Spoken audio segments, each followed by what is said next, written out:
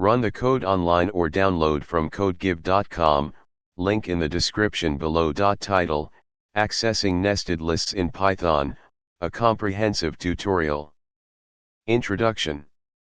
Nested lists are a powerful feature in Python that allows you to create multidimensional structures, providing a flexible way to organize and manage data.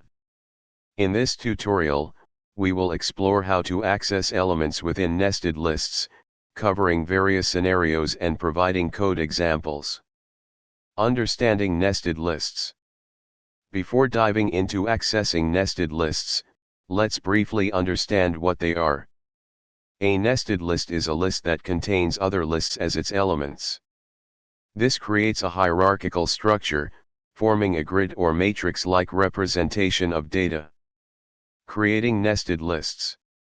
Let's start by creating a simple nested list as an example. Accessing elements in a nested list.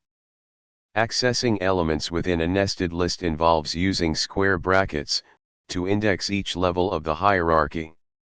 For example, accessing a specific element. Accessing entire sublists. Iterating through nested lists. To traverse all elements in a nested list, you can use nested loops. Here's an example. This code snippet prints each element of the nested list in a grid format. Searching for an element. If you want to find the indices of a specific element within a nested list, you can use a loop with conditional statements. For example, handling irregular nested lists. Not all nested lists have uniform dimensions. You might encounter irregular nested lists where sublists have different lengths. To handle such cases, you can use conditional statements to avoid index errors. This code snippet prints only the integer elements within the nested list, ignoring non-integer elements. Conclusion.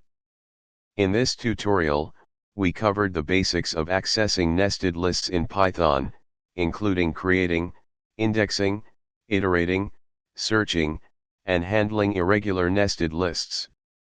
This knowledge will empower you to work with more complex data structures and efficiently manage multidimensional data in your Python projects.